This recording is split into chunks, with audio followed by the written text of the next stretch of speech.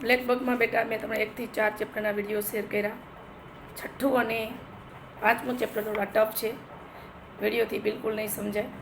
સાતમું ચેપ્ટર, આ easy ચેપ્ટરના video તમે જુઓ તો તમને બુક હોય એકવાર નોટમાંથી ભાષાંતર વાંચી લ્યો તો 50% તમને સમજાય.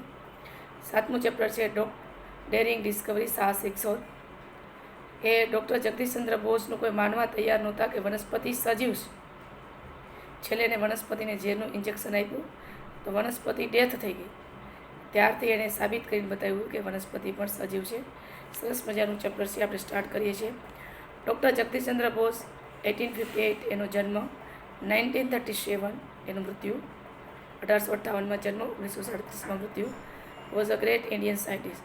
ડૉક્ટર જગદીશચંદ્ર બોઝ મહાન ભારતીય વૈજ્ઞાનિક હતા. he surprised the whole world with the declaration that the plants to live like other living beings. એણે આખી દુનિયાને એવું જાહેર કર્યું કે વનસ્પતિ પણ બીજા સજીવોની જેમ જીવે છે, મતલબ સજીવ છે. વનસ્પતિ પણ જીવે છે એમ જાહેર કરીને તેમણે સાબિત કર્યું અને આખા વિશ્વને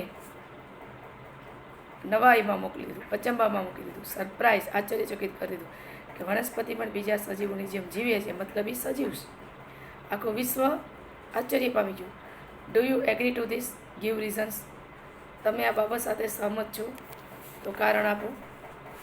એ also discovered that the other living beings. એણે એ પણ જાહેર કર્યું કે બીજા સજીવોની જેમ પ્લાન્ટ્સ આર ઓલ્સો હર્ટ. છોડને પણ હર્ટ થાય છે, ઈજા થાય છે. એન્ડ શોક, આઘાત લાગે છે. પ્લાન્ટને પણ હર્ટ થાય છે, એને આઘાત લાગે છે. બાય અનધર એક્સપેરિમેન્ટ, બીજા પ્રયોગોની જેમ, he also showed that the plants could also be made unconscious by some strong intoxicant, નશીલો પદાર્થ, મતલબ poisonous chemicals. With his experiments a new world of plant kingdom was discovered. એને એ પણ શોધ્યું કે બીજા સજીવોની જેમ પ્લાન્ટને પણ હર્ટ થાય છે, એને પણ આઘાત લાગે છે. અને બીજા પ્રયોગોની જેમ એને કીધું કે વનસ્પતિ પણ બેભાન થાય છે, એને જો નશીલા પદાર્થ આપવામાં આવે તો. વિથ હિઝ એક્સપેરિમેન્ટ, એના પ્રયોગોના કારણે a new world of plant kingdom was discovered. એક નવી દુનિયા, વનસ્પતિ દુનિયા જે ડિસ્કવર થઈ, જે શોધાણી. કે બીજો એક પ્રયોગ કરીને બતાવ્યું કે કોઈ તીવ્ર રસાયણ વનસ્પતિને આપો તો વનસ્પતિ પણ ડેથ થઈ જાય છે. અને આ શોધથી વિશ્વ પણ નવાઈ પામી ગયું.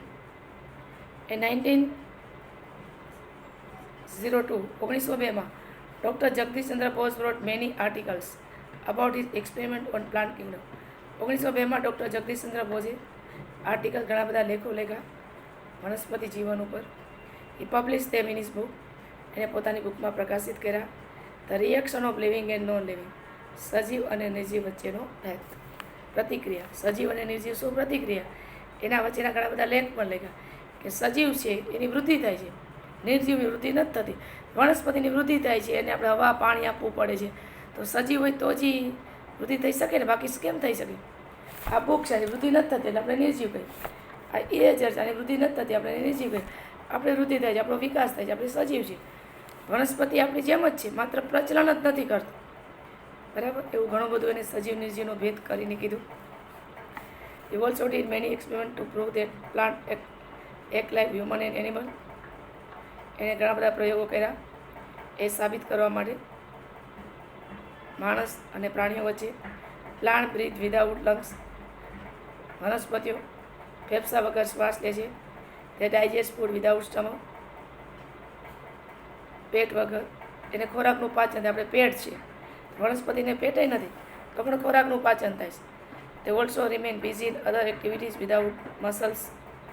એને સ્નાયુ નથી, આપણે જો બધા સ્નાયુઓ છે એટલે આપણે બધી એક્ટિવિટી કરી શકીએ છીએ, પણ એ સ્નાયુઓ, મસલ્સ વિના પણ તેઓ બીજી પ્રવૃત્તિમાં વ્યસ્ત રહે છે. આપણે વનસ્પતિ વાવી, નાનો એવો છોડ વાવ્યો હોય, મોટો થઈ જાય તો સજીવ હોય તો જ થાય ને. પાણી પાઈએ તો પાણી શોષણ થાય, ફૂલ ખીલે, ફળ આવે, પાનખર ઋતુ આવે તો બધા પર્ણ ખરી જાય. તો એ બધા સજીવ છે, એક પછી એક ક્રિયા થાય છે, બરાબર. એમાં કોઈ મસલ્સ નથી, એને કોઈ પેટ નથી. Doctor Bose invented an instrument. Paragraph પરથી બેટા પ્રશ્ન જવાબ પૂછે, ખાસ સમજો. ડૉક્ટર બોઝે ઇન્વેન્ટ એટલે શોધ્યું, એક સાધન શોધ્યું. It is called optical pulse recorder. Which instrument did Bose invent? Doctor Bose invented optical pulse recorder. Doctor બોઝે ઓપ્ટિકલ પલ્સ રેકોર્ડર નામનું એક સાધન શોધ્યું. આપણે કેમ બીપી માપવાના મશીન હોય, લો બીપી, હાઈ બીપી, અહીં ડૉક્ટર સ્ટેથોસ્કોપ આપે હાર્ટબીટ માપવા માટે, એવી રીતે ડૉક્ટર બોઝે પણ વનસ્પતિ માટે ઓપ્ટિકલ પલ્સ રેકોર્ડ અને વનસ્પતિના પલ્સ સેલ માપતા હશે. મિત્રો, વનસ્પતિની સંગીતની પણ અસર, આપણે સંગીત સાંભળીને ખુશ થઈ જઈએ, વનસ્પતિને પણ અસર થાય. It can record the process of contraction in plant. એ વનસ્પતિનું સંકોચન શોધી શકે છે. He also record the internal activity the plant by this instrument. એ વનસ્પતિની આંતરિક પ્રવૃત્તિઓ પણ નોંધે છે. Thus is showed the similar in the behaviour of lizard. જેમ કે લિઝર્ડ ગરોળી, ફ્રોગ દેડકા, ટોર્ટોઇઝ કાચબા, ફ્રૂટ્સ ફળો, વેજીટેબલ શાકભાજી, પ્લાન્ટ વનસ્પતિઓ, કે એને ગરોળી, દેડકા, કાચબા, ફળ, વનસ્પતિ, છોડ, આ બધામાં શું સિમિલારિટી છે એનું અવલોકન કર્યું, શું સરખું છે. He also discovered that the plants also generate એટલે ઉત્પન્ન કરવું, મતલબ સિનોનિમ વર્ડ્સ પ્રોડ્યુસ.